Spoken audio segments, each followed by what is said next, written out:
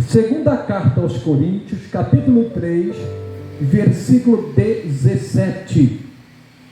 Diz assim a palavra de Deus: ora, o Senhor é Espírito. Primeira coisa, não tem como a gente conhecer a Deus se não for no Espírito. Não tem como. Por isso que a palavra diz que o homem natural não compreende as coisas do Espírito, porque lhe parece loucura. E ele não consegue discernir. Por isso que muitas das vezes, quando a pessoa tem uma experiência com Deus, quando a pessoa tem uma visão de Deus, ela comunica isso, a pessoa vai achar que é loucura. Ou quando a pessoa tem uma revelação de Deus pela palavra, uma profecia, e a pessoa comenta com alguém, se ela não estiver no Espírito, ela não vai entender, porque para ela é loucura. Um exemplo disso é a promessa de Deus que diz: crê no Senhor Jesus Cristo e será salvo tu e tua casa. Às vezes a pessoa fala assim: mas como pode você falar um negócio desse? Você pode falar de uma pessoa que a gente olha e não tem mais jeito para ela. Essa pessoa é uma perdida. Então eles não entendem isso, para eles é loucura. É só para quem está no Espírito, para quem entende as coisas do Espírito. E para entender as coisas do Espírito, tem que sair da carne. E quando eu falo da carne, é no sentido do homem natural. É a pessoa trazer as coisas, comparando as coisas espirituais com as espirituais, como disse o apóstolo Paulo. É ter a visão do Espírito e não da terra. Tem muita gente que está na terra e só enxerga as coisas da terra. Muitos, infelizmente, não compreendem as coisas do Espírito, porque aqui diz: o Senhor é Espírito. Uma certa vez Jesus disse: Deus é Espírito, e Ele busca verdadeiros adoradores que o adorem em Espírito e em verdade. Continuando diz: ora, o Senhor é Espírito, e onde está o Espírito do Senhor, aí a liberdade. Onde está o Espírito do Senhor? Sabemos, é óbvio, que o Espírito Santo está em todos os lugares, porque Ele é Deus. Jesus, quando Ele veio ao mundo, Ele estava na sua forma física. Não tinha como Jesus estar em vários lugares ao mesmo tempo. Não tinha como. Por isso que Ele diz: quando eu for, eu enviarei outro Consolador, falando do Espírito Santo. Quando a Bíblia trata aqui que e onde está o Espírito do Senhor, essa palavra significa que, juntando com aquilo que Jesus disse, onde houver duas ou mais pessoas reunidas no meu nome, eu estarei presente. Então, aonde está o Espírito do Senhor? A Bíblia diz aqui: aí a liberdade. Isso é lindo, pessoal. Não há escravidão. Nós somos livres em Cristo. Nós temos liberdade em Cristo. Claro que não é para pecar, mas liberdade de adorar, de servir, de conversar, de ter comunhão. Ter liberdade para conversar com os irmãos, independente de qual for o ministério. Porque quem é do Espírito tem essa liberdade. Mas quando o homem interfere, às vezes está fazendo com que a pessoa perca essa liberdade. Nós estamos enfrentando um momento muito crítico do nosso país, querendo tirar a liberdade das pessoas. Mas no mundo espiritual, às vezes, se a pessoa não tiver sabedoria, ela tira essa liberdade e aprisiona a pessoa no mundinho dela, porque tem que ser do jeito dela. Não, as coisas do Espírito é diferente. E por que eu estou ministrando essa palavra? Olha que coisa linda. Livro de Atos, Atos dos Apóstolos, capítulo 13, versículo 1.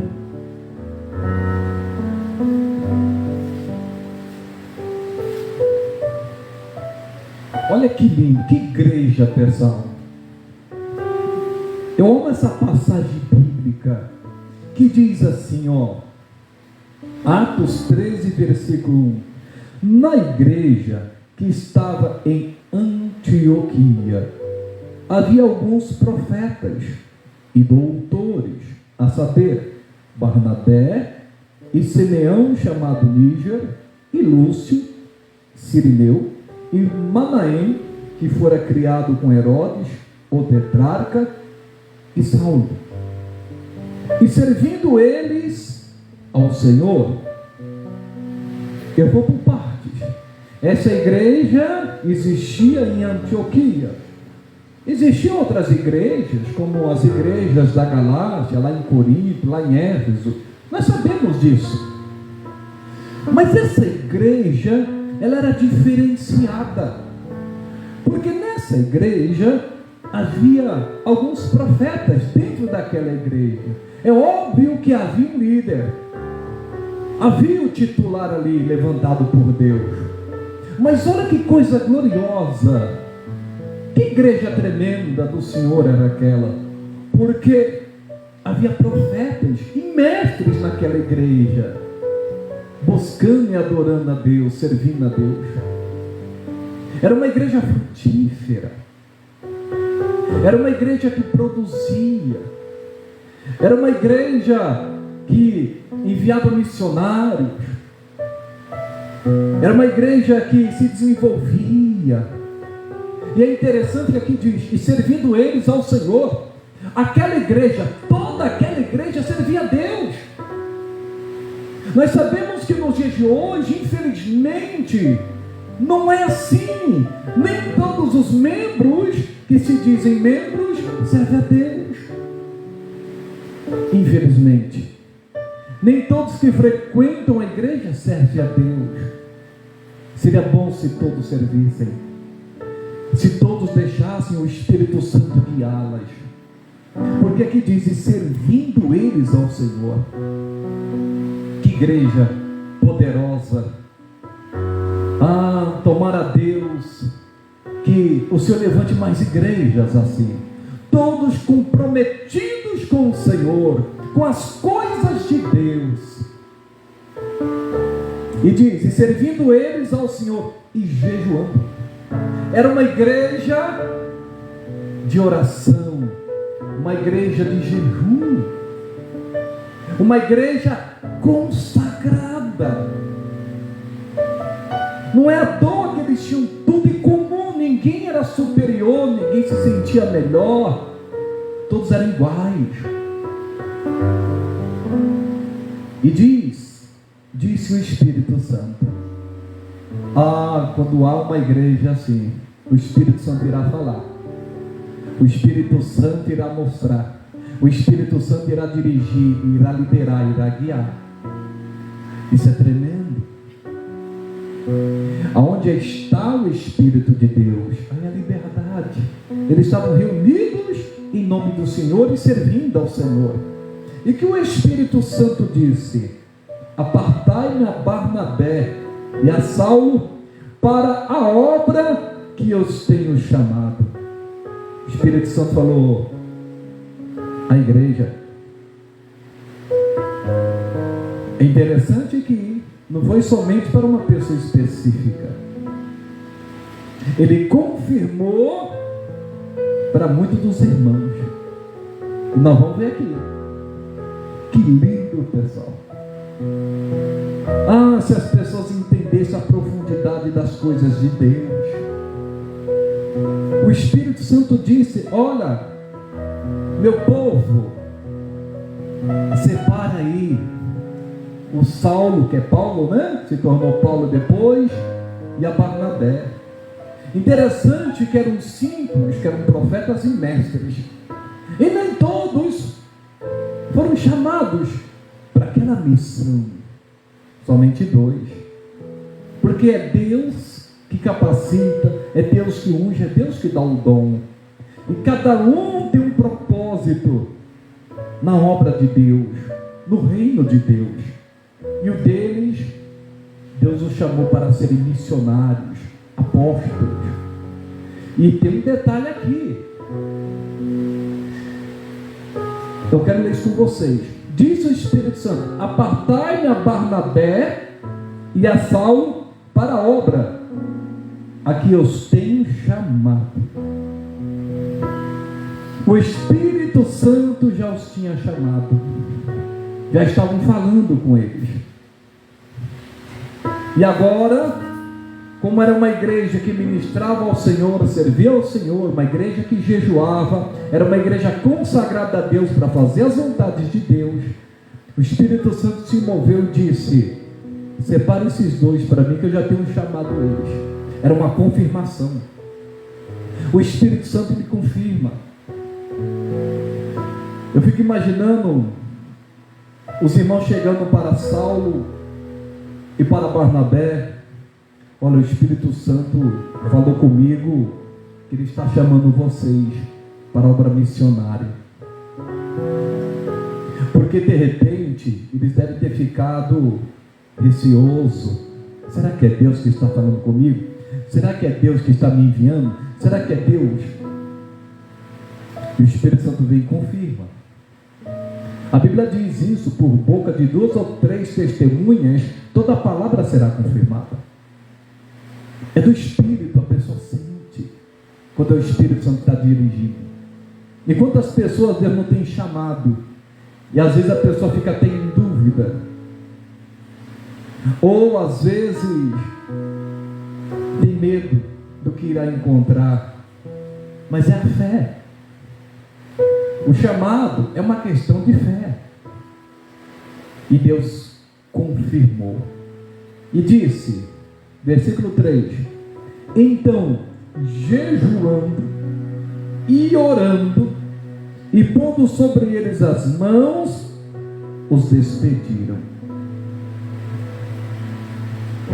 Mesmo o Espírito Santo falando, isso é forte. Eles continuaram jejuando, continuaram orando, e no tempo determinado os despediram. Nós devemos entender aqui uma coisa: quando o Espírito Santo chama, primeiro ele prepara. A pessoa não deve ir, não, já vou porque Deus está me chamando. Não, existe um preparo, existe um tempo. Eles continuaram orando, jejuando, se consagrando. A igreja falou: é agora. E a Bíblia diz que a igreja os despediram, pôs as mãos sobre eles, jejuando pelo ministério deles, intercedendo pelo ministério deles, os despediram. Eu imagino que eles eram tão queridos, Paulo e Barnabé, naquela igreja. Imagine uma igreja unida, uma igreja família, e de repente eles vão para um outro lugar, para outros países, vão fazer a obra missionária. Com certeza eles deixaram muita saudade ali, porque é a obra de Deus. Uma coisa que eu quero falar para vocês, pessoal: os ministérios de Paulo e Barnabé nasceram da intercessão. Eles intercediam, eles oravam. Nós temos como igreja orar, interceder a Deus, para que Deus venha levantar novos ministérios dentro da igreja. Tem muita gente com talento, com dons, gente que toca, gente que fica nos bastidores, gente que prega, colunas.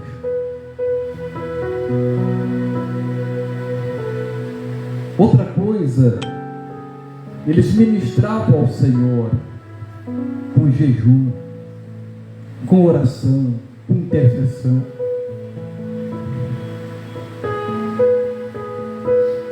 Eu fico imaginando um grande mover do Espírito Santo que havia nessa igreja. O toque do Espírito Santo e a intercessão dos servos de Deus irá fazer com que surjam, vai fazer surgir novos ministérios, crescimento de outras igrejas, de outros ministérios, obreiros serão levantados, pastores, colunas serão levantadas para a obra de Deus. Tudo através da oração, da intercessão. É o preço a ser pago. E que preço gostoso! Que é o preço de orar, de adorar, de buscar. É importante esse povo na igreja que faça isso. Lá podemos ver que era uma igreja que todos estavam envolvidos com a oração, com o jejum, com a consagração, com a intercessão. E era uma igreja sensível ao Espírito Santo. Imagine cada membro da igreja sendo sensível à voz do Espírito Santo, tendo a visão do Espírito Santo. Por isso que o Senhor é Espírito. E aonde Ele está é a liberdade. O Espírito Santo quer ter liberdade com a gente. Nós não precisamos ficar com medo do Espírito Santo. O Espírito Santo é consolador, o Espírito Santo é amigo. O Espírito Santo é intercessor, Ele é advogado, Ele é fiel, Ele é Deus. E Ele quer ter liberdade conosco diariamente, todos os dias. Ele quer falar conosco, Ele quer nos dirigir, Ele quer mostrar algo. E sempre vai ter algo novo. O óleo novo, como diz lá no livro de Salmos, o óleo fresco. Deus quer derramar sobre a igreja. Se a igreja do Senhor no Brasil e no mundo se despertar para isso. Os membros começarem a interceder, a buscar, a adorar, a ter compromisso com Deus, com as coisas de Deus. Quantas coisas Deus iria fazer. E eu me lembrei agora de um livro que eu li, a Rua Azusa. Tremendo. Grupinho de pessoas começaram a orar. Pouca gente, pouquíssima, meia dúzia de pessoas. De repente começaram a vir mais pessoas. Todos os dias eles se reuniam para orar, para adorar, todos os dias. Aquele grupinho pequenininho foi crescendo, crescendo. Deus soprou um avivamento. No país de Gales, eu li também, sensacional. Prostíbulos foram fechados, botecos fechados. É muito forte. De cada 5 pessoas, 4 se convertiam. Tremendo que Deus fez. Não havia mais roubo na cidade. Não se prendia mais ninguém. E isso, quando a gente lê uma coisa assim, isso traz uma alegria, porque Deus quer continuar fazendo isso. E o avivamento vem pelo quebrantamento e a intercessão, a oração. Precisa de alguém que se coloque na brecha. Aí o Espírito Santo vai ter liberdade. Vidas serão alcançadas e tocadas, libertas. Pessoas virão. Está acontecendo alguma coisa ali. Deixa eu ir lá. E as pessoas virão, quebrantadas, como João Batista pregando no deserto. O deserto tem nada, mas as pessoas iam lá, confessando os seus pecados, e ali eram batizadas. Porque João Batista se separava. João Batista ficava nos seus desertos orando. Eita!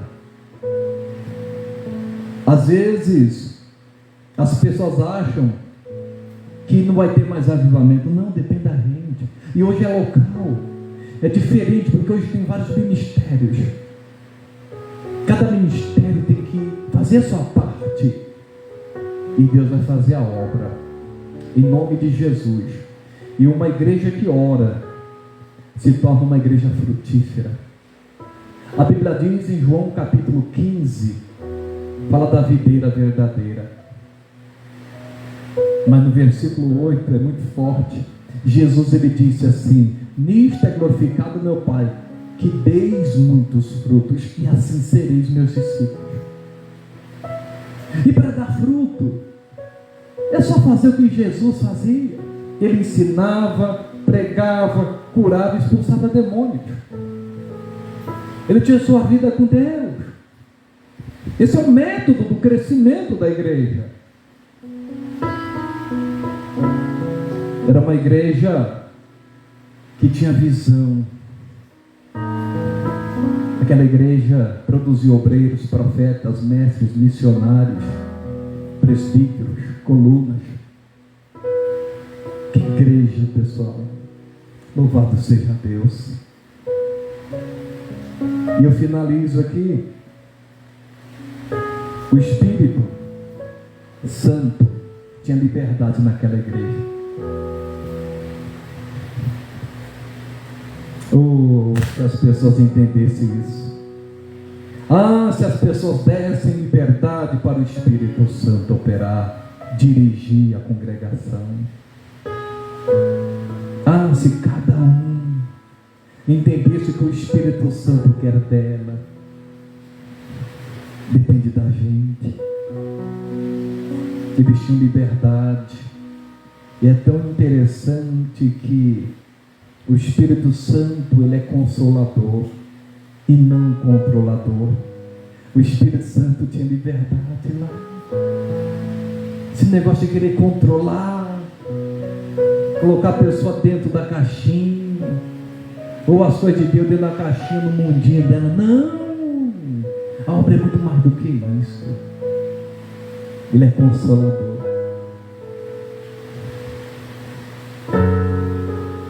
E era uma igreja que não prendia ninguém, que não pensava nela. Não posso perder Saulo, eu não posso perder Barnabé, não, tem que ficar aqui conosco, não, tem que dar um jeito. Cada um tem um chamado. Cada um tem um propósito. Porque quem tem um chamado, vai chegar um momento que ele mesmo não vai aguentar. Não, eu tenho que obedecer a Deus. Eu tenho que ir. Quando é uma igreja espiritual, ela fala, não vai, Deus tem um chamado para você. É diferente. Alguns que não têm entendimento, maturidade religioso, não vai entender isso. Mas só quem é do Espírito. E quem é do Espírito permanece. Que o Espírito Santo venha ter liberdade sobre nossas vidas, sobre esse ministério, sobre essa congregação, em nome de Jesus. Que possamos ser essa igreja produtiva, compromissada. E não é a quantidade, que é importante, mas começa com qualidade. E a qualidade é intercessão, oração, comunhão, busca, entrega, renúncia. Começa a vir a quantidade com qualidade. Louvado seja o nome de Jesus. Vamos aplaudir nosso Deus bem forte. Oh glória!